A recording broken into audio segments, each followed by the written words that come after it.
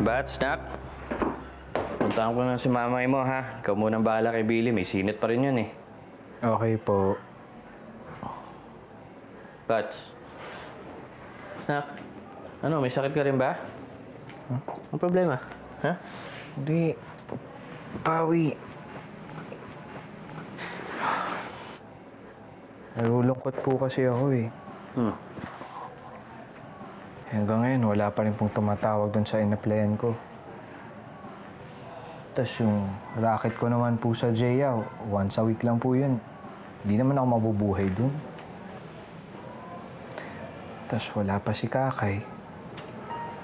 In short, my life has no meaning.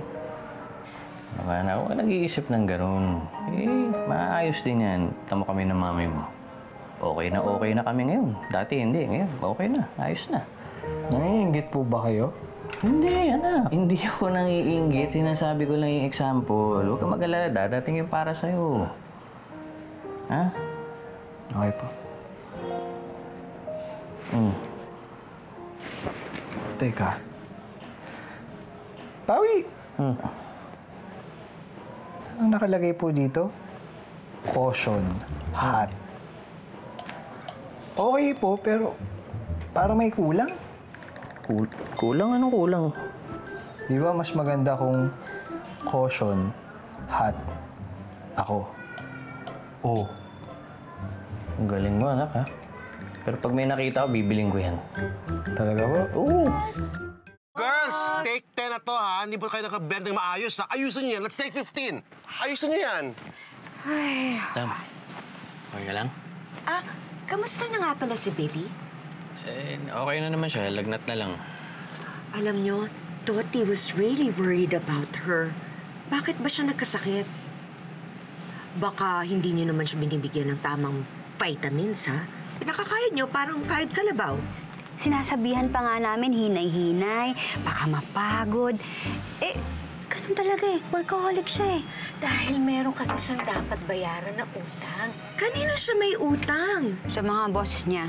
Amelia, kung gusto mo, ako na lang ang magpapautang kay Billy. Magkano ba yung kailangan niya? Sabihin niyo lang sa akin yung amount, and I will give that amount to her. Actually, I can buy you. I can buy you. I can even buy this whole recording studio.